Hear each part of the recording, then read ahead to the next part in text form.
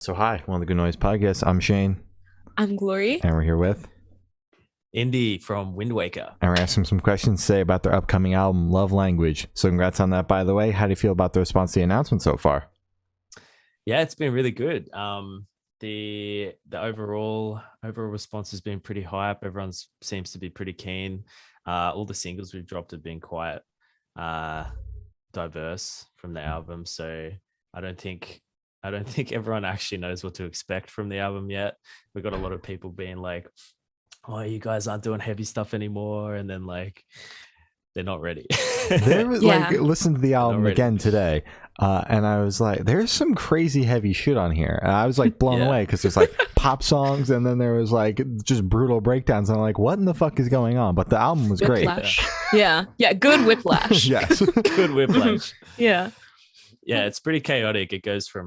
It's got quite a broad spectrum of genre bending, I guess. you would Definitely. say. Yeah. Gotta love it.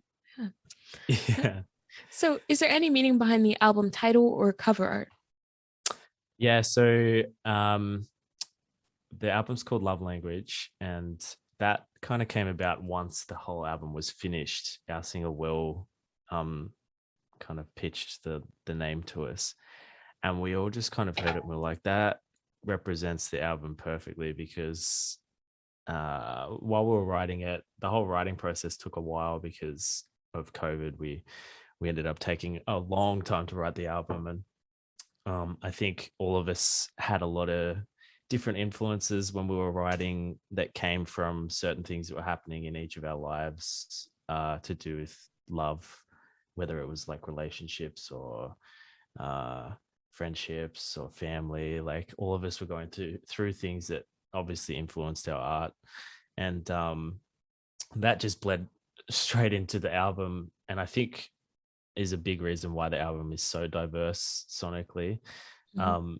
Because we all were having different experiences and we all wanted to express them in different ways, and all of the songs just came out in such unique ways that Mhm. we ended up with this chaotic, coherent mess, I guess you would Yeah. say. Yeah. So yeah, Love Language kind of represents it in that sense. I think it also represents it in the sense that love itself is quite broad emotionally, and we wanted to explore all those themes of love which come with love. So you've got like crazy depths of anger and all the way up to extreme emotional highs, and I think that the album does explore that quite well. Definitely. Sonically anyway. Yeah. Mhm. For sure. And the album cover. Yeah, the album cover, we found this really awesome 3D artist in America, and he already had designed this artwork, and we just saw it and we were like, damn, that looks awesome for one, and also kind of I'm not sure exactly what we were thinking when we picked it, but it just felt like it represented the album. I'm not it's kind of like a feeling, hard to explain, but we just looked at it. I don't know, there's like two people like completely pressed together. Mhm. It almost looked like it had this heart shape going on, and the color scheme was like exactly what we were looking for. So it was just like a chance thing where we just came across it, and it was like, that's the one, that's what we're going to use. That's sick. Wow, that's awesome. Yeah. Yeah. So can you tell us a little bit about your writing process for this album? Yeah. So the writing process, initially, we started the album in 2020, Mhm. just before COVID. So we started writing, I'd say, about January 2020. And the initial plan was we'd just locked in a tour with I Prevail and Motionless in White. Jesus, Australia. holy. Oh my God. Yeah, massive tour, and we were like absolutely freaking out about that. And it seemed like the perfect thing to happen for us that year, because it was this massive tour. It was going to get us huge exposure. It was taking us all across Australia to huge venues that we hadn't played before, and we discussed with management that we were going to try and drop an album just before it, so that we had something to ride along with the tour. And so we started writing at the start of 2020, and then obviously COVID hit and shit hit the fan. Mhm. And yeah, we just lost we lost all of our planning. So it was supposed to take 6 months, and then we ended up just taking the whole year of 2020. I think we went into 2021 writing it as well, because we just had the time, obviously, because nothing was happening because of COVID. Especially in Australia, it was just like everything was canned, couldn't go out. So we tried to use the time that we had. A lot of the writing actually happened over Zoom because of the lockdowns. And so we had like, because 3 of us live in Melbourne in Australia, and our vocalist Will, he lives in Coolaman, which is like this really small country town in New South Wales in Australia. Never even heard of it. Yeah. a lot of people have it. He would just kind of Skype in or Zoom in, and we'd use this program that like let us record over Zoom. There's a lot of like tech stuff going on, which was cool. We learned a lot. And we wrote a lot with Will just on a computer, throwing vocal ideas around. And then the 3 of us would be in a room. And then when we could, because in Australia, a lot of the lockdowns, they would get lifted, and then COVID would spike and we'd go back into a harsh lockdown. Yep. So whenever it would get lifted, we'd use that opportunity. We'd book out an Airbnb just like somewhere near us and just go away together and write, which turned out to be just the best possible way that we found to write. I don't know. It was just like this chance thing as well, where we just discovered that's how we like to write. We like going away. We like getting inspiration from random places that we've never been before. And we booked most of the Airbnbs that we booked were near beaches, so we had like nature inspiring us, and we just were kind of locked together in a room for a week. And I don't know, there's something about just being together constantly for a solid week that just got the creative energies flowing, and a lot of our best ideas came from those Airbnbs.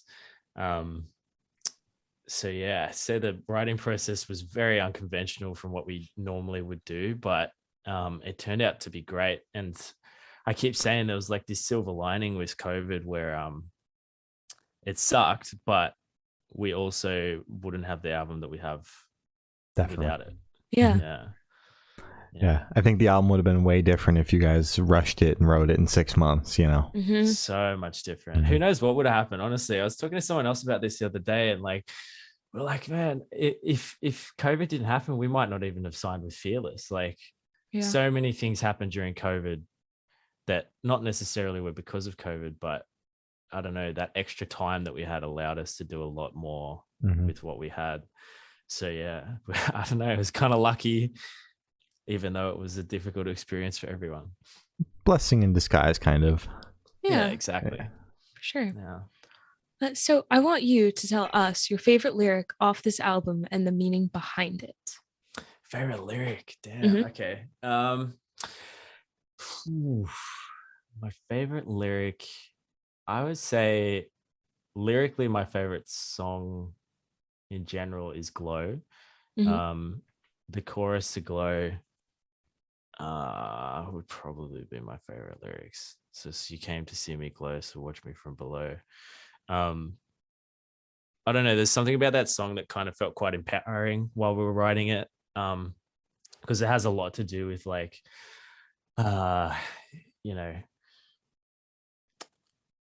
becoming successful, or becoming like growing into what you've been trying to do for a long time, and finding a little bit of ground, gaining a bit of ground, and gaining a bit of success in what you do because of hard work. And it's interesting, like when you have experiences like that, the people that you meet and the people that you have met along the way, especially the ones that didn't believe in you or would tell you, go and get a normal job. And then all of a sudden they're the ones just sitting there like saying that they know you, saying they're like, can I get on the guest list? Saying that you're like best friends. They want to get on your guest list. They want like, and I don't know, there's something really interesting about people like that I think we're trying to express in that song, of just like, you came to see me glow, so watch me from below. I don't know, I just love that lyric. Yeah. It's a very empowering song, and that song's quite uplifting to listen to for me. So I would say that that's my favorite, even though there's a lot to pick from. Mhm. But For sure. I think that one lyrically, yes. Okay. The whole All right. That's a song is really good pick. Yeah. Yeah. yeah. Mhm. Yeah. So had the Musically, I have a different answer there. Musically, Musically- sorry, I just cut you off. keep talking. Yeah, keep going, keep going. I was gonna say musically, my favorite song on the album, if we're not taking lyrics into account, would be "Superstition Fantasy," though. Oh. So it differs. I don't Yeah. know. I like the whole Okay. thing. Well, And why I is would that certainly one your hope you'd favorite? like the whole thing. Yeah, you would hope I like my album. Yeah, that'd be I good. do like it. My reasoning. I think Superstitious Fantasy. I don't know. There's something really fun about it. I love playing it. Mhm. It's like it's a really good mixture of like really easy parts to play and then quite difficult parts to play, especially for me because I'm the bass player.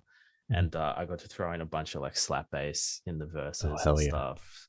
So there's so much fun to be had in that song, playing it, and then also just listening to it. I don't know. There's something really unique about that song that I haven't heard a lot, especially from us. Like we haven't written something like that for ever, and I don't hear a lot of what we write in general. I think in that song, it feels like quite a unique song. So every time I listen to it, it's like that's the only way that I can get that listening experience at the moment is through that song.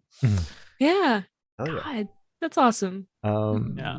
So how'd the track list for the album come about? Did you write the opener be the opener, closer be the closer? Did you guys shuffle around, see what fits? What was that process like?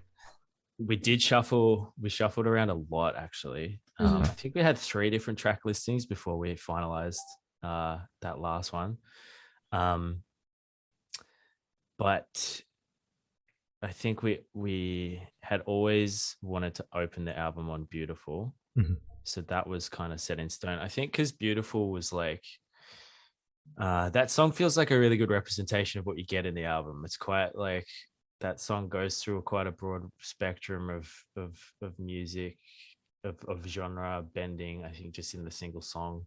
And there's a lot vocally that Will does that sort of gives you like a little teaser of what he's going to do in the album. So it felt like the perfect opener. It's like a fast upbeat song as well. So it kind of grabs you straight away. So that song was always set. And then we had a bunch of different ideas for how we wanted to lay out the rest of the songs. You guys heard the album, right? Yes. Have you Yeah. heard the whole thing? Yep. Yeah. Cool. Yeah. So that last song was also set. So we had the start and the end of the album. Oh, And then no. it was just about like piecing together the track listing in between all of that. But it didn't take long. That's good. I think we finalized the track listing within like a week or two, because once we had it, it was like, yeah, that flows the best. That's that tells the story that we want to tell.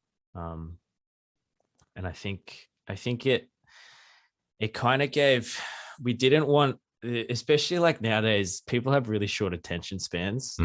So we didn't want the album to feel like a long experience. So it's really interesting how much track listing affects that. And we wanted it to be like, you hear each song and you have enough time to digest each song, but also you're not sitting there going like, damn, this album goes for freaking ages. So Yeah. The track listing ended up being like, damn, like you listen through and you're like, okay, cool. Oh, we're already like at track 8. Great. Yeah. So you get through it quick enough, but you also get to experience the whole thing, I think was the goal of the track listing.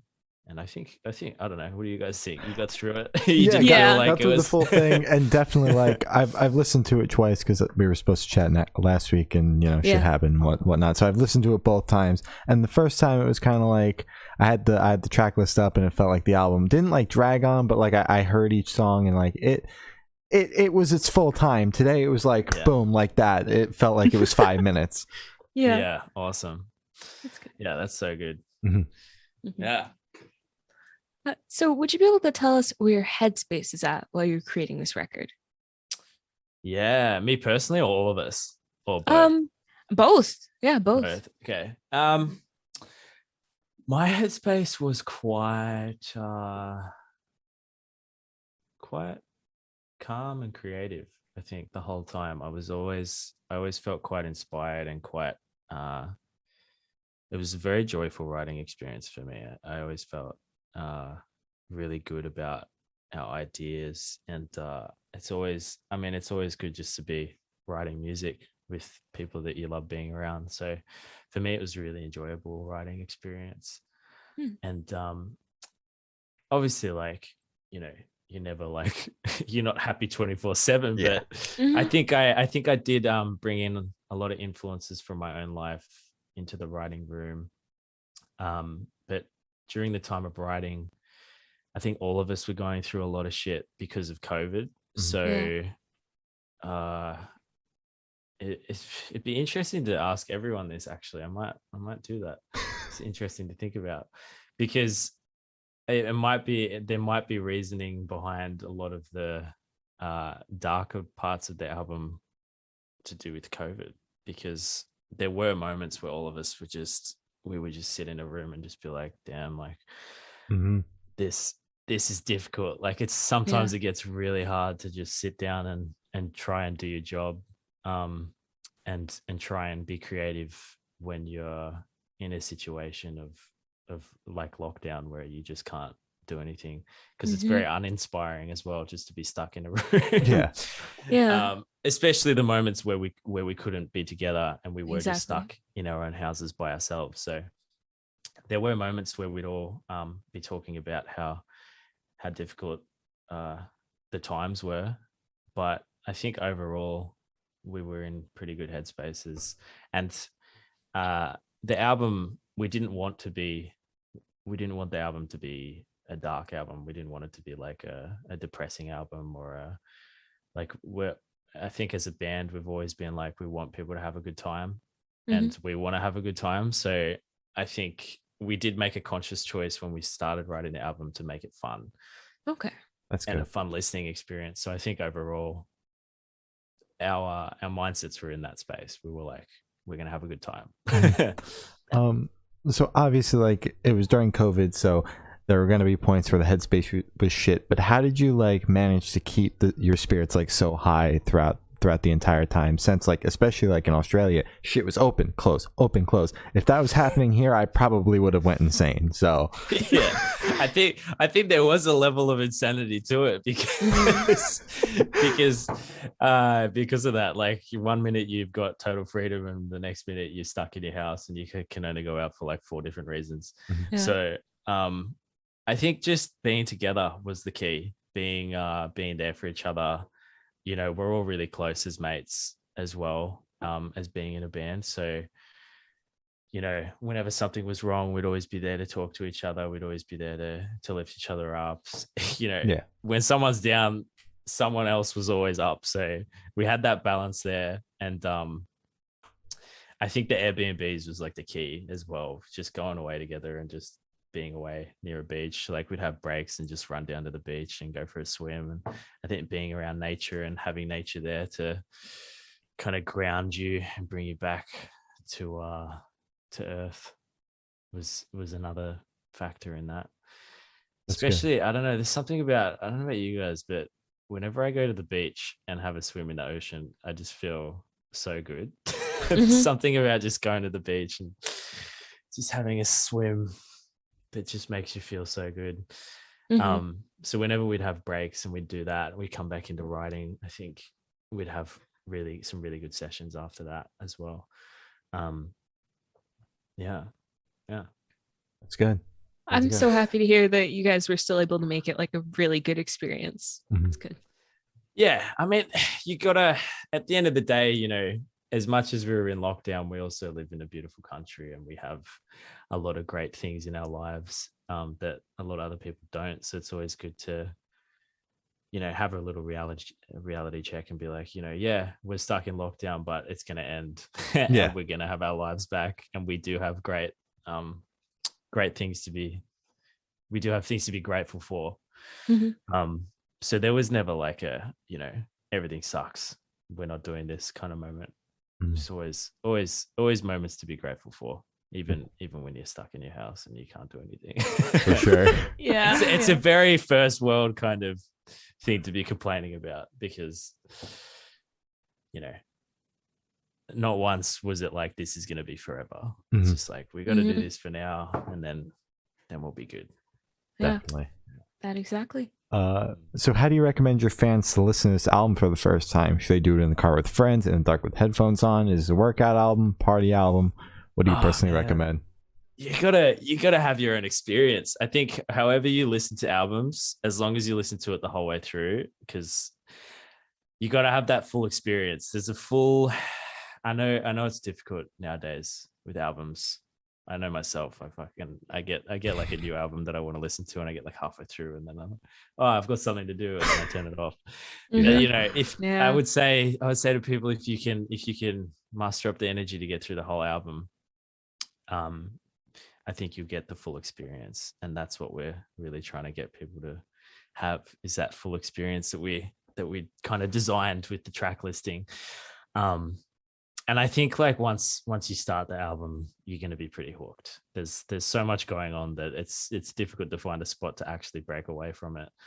I would say personally, I love listening to albums in cars, like when I'm driving. So just going for like a really long drive just to experience the whole album is always fun. Pick a little driving route, go up to the mountains, go wherever you live, go out into nature and just have a little sesh and listen to the whole thing. And then at the same time, I think the album's fun enough just to put it on with your mates and just have a time, have a party, listen to it the whole way through, see what your favorite songs are, and let us know. Sure. And how did you guys listen to the album for the first time? Were you able to actually get together, or did you have to listen separately? Yeah, the first time we listened to it, we always, as a band, go in the car and listen to it. There's something about like, we test it out in the car. Like you test out the mix in the car, and you test out like, you know, something about car speakers that kind of gives you quite a honest experience of your music. Yeah. So we generally, I think the first time we all just jumped in the car and went for a drive and listened to the whole thing, which is usually what we do with all our music.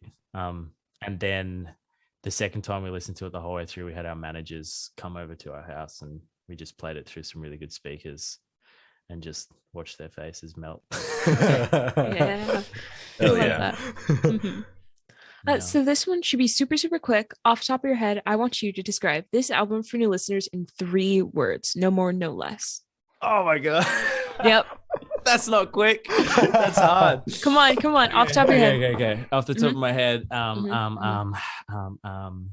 Is one of them, or no? Oh, okay. So far I've said and no. Yeah. Oh my God, in there too. I would say exhilarating, loving, and dynamic. Hell yeah. There you go. See, that was quick. That was quick. Okay. I could do it. I did it. Good job. You did it. Put me on the spot. I freaked out. See, but you did great. You did great on the spot. Thank God. Thank God. So in that same train of thought, but not as much pressure, is there a certain feeling or emotion you want listeners to have going through the album?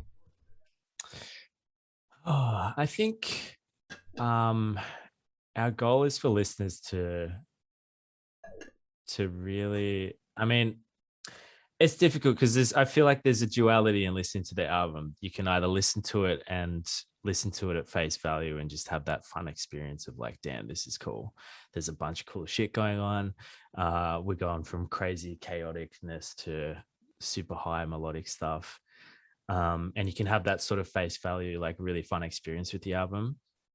Or you can really spend time having like a really in-depth listen to it, have the lyrics there with you, and go deep into where we're trying to take you with the album.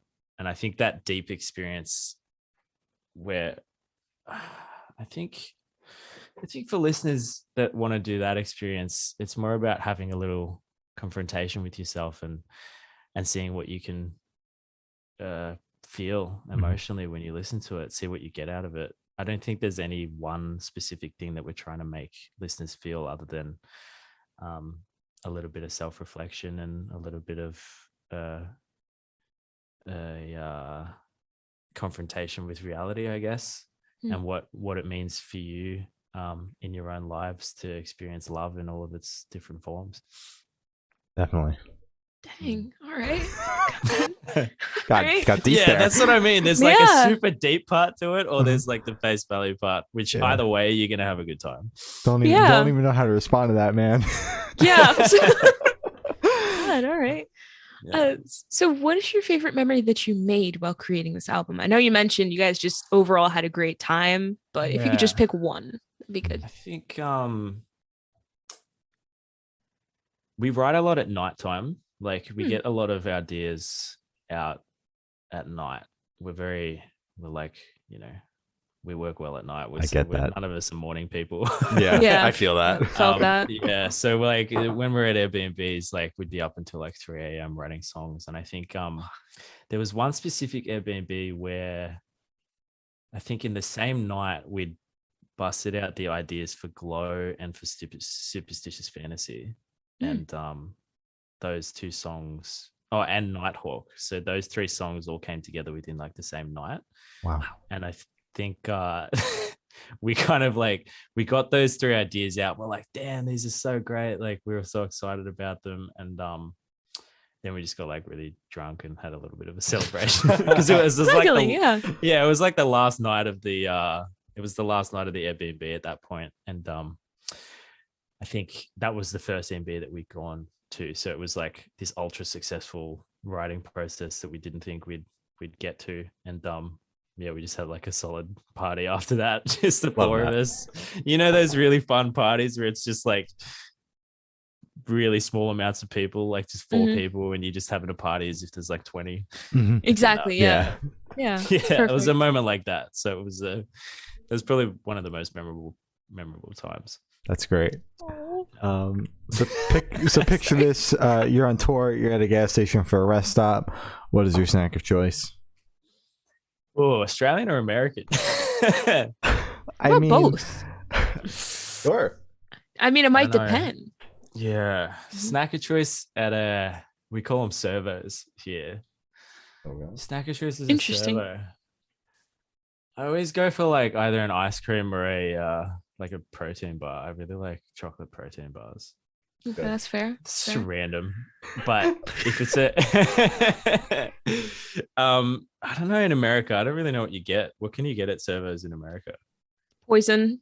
All sorts of shit. Like whatever you want. It's all just shit food, right? Yeah. Meat sticks, chips. Oh, it's not gonna give you any nutritional value, but God does it taste good. Yeah. That's it. You guys have like servos that do like really like we've started to get anyway some servos that are trying to do like full restaurants, and they're trying to do like good food, and it's really weird. I don't know, like we've got some of those like a Wawa or a Sheetz or a Buc-ee's, like Buc-ee's. Those will they have like parts where you can order like salads and sandwiches and burgers and fries and all sorts of shit. Sandwiches. Yeah.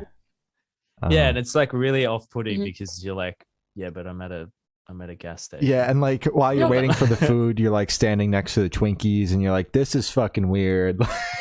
Oh, Twinkie. There we go. I'd probably get a Twinkie. You're like, I never had a Twinkie, Twinkies? so I'd probably grab a Twinkie and see what it's like.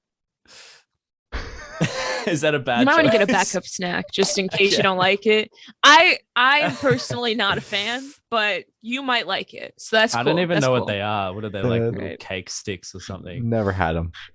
Yeah. So it's kind of it's like it's like a sponge cake with like a whipped cream inside. It sounds decent, right? It's not. It's just it tastes bad. I thought the cream would have been like more vanilla-y, but it's just kind of like air. Yeah, right. So it was very disappointing. Something about like when you see snacks on movies, it just makes you want to eat them. Like, have you guys seen Zombieland? And It's like Woody Oh, Harrelson, of course, the like whole movie, 50 just looking times. for it. Yeah, and he's just looking for a Twinkie. That's ever since I saw that movie, I was like, man, I got to try a Twinkie. Yeah, that movie is why I had a Twinkie. Well, there you go. And I was like, he was risking his life for this. Yeah. But hey, again, it might have just been me. It might have just been me. Maybe I had a bad Twinkie. Exactly. That's hilarious. Well, Glory, the Twinkies don't expire. Like, you got a we've point. established that. So, like, maybe the factory just fucked one up, but it didn't go bad. Exactly. That can't be a good thing. No, they're so filled up with preservatives. People are like, I've had this Twinkie for 150 years. It's like, first of all, no, you haven't, because you haven't been alive that long. And second of all, that's fucked up and gross. That can't be good for you.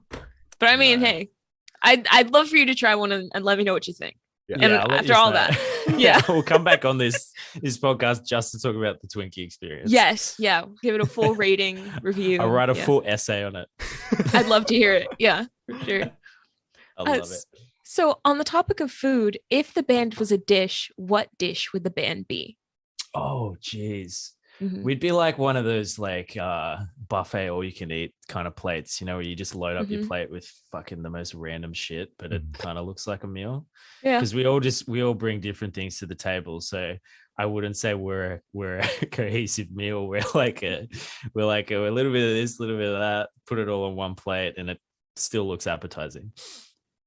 That makes sense. And I love that. Yeah. All right. I don't know why I came up with that so quickly, but that's where I went. I love it. Yeah. So for the last couple of questions, we're going to shift completely away from music and go straight to death row. Boom. Cool. So if you're on death row, what would your last meal be with a drink? Oh, damn. Okay. My last meal. My family's Italian. Nice. So I would probably, I'm assuming I'm on death row now. So my nonna, my grandma, is still alive. So I would get her to cook me like her chicken schnitzels and her pasta and her lasagna, and I'd just be eating that making me for a long time. Man. Yeah, sounds really good. Yeah. And something about your grandparents cooking. I'd be washing it down with. Favorite drink, probably like an iced tea. I like iced tea. Ooh, that's sweetened. Yeah. I hope only slightly. I don't like super sweetened, but yeah, it's got to have a little bit of sweetness, otherwise it's just like bitter, disgusting. Yeah. All right, I get that. Yeah. So, if you could live in one fictional world for a week, where would you live? Oh, come on, that's hard. Oh, I would probably live in. I know I'd probably die, but I'd probably live in The Last of Us. Oh, you know the game, The Last of Us? Yeah. I'm so in love with that game that I just want to be in it for a second, but I'd probably die. I'd be terrible in an apocalypse. So yeah, there's a chance you might die. Yeah. Okay. I don't know if I'd last the whole week in there, but yeah, I'd probably last a day.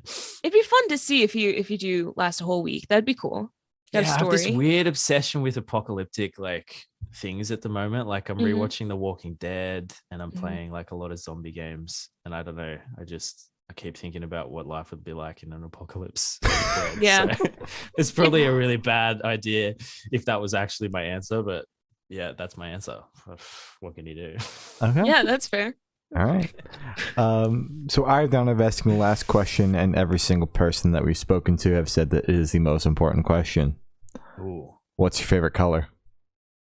What's my favorite color? I haven't thought about that for a long time. My favorite color is probably like that teal blue. Okay.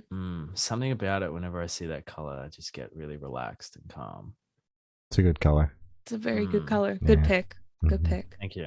Yeah. I feel good about it. Good. Well, it's locked in now, and that's your favorite color forever. Look at it. It's forever. That is me in a color. All right. So as I said, that's all the questions we have today. Is there anything that you would like to plug?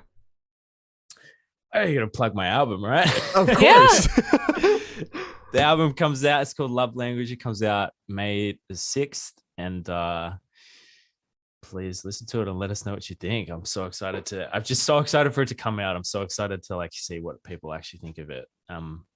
Because we've had like really good feedback from people like you, obviously, like podcasters and people that interview us. So I'm excited to see what the general public think as well, because if it's anything to go off what the people that I've spoken to about it so far, it's going to be a good, fun response. So definitely check it out, May 6th. All of our socials are they're just at Windwaker Officials if you want to check us out on the social medias, except for Twitter. Twitter is Windwaker Tweets, just to make life difficult for everyone. So.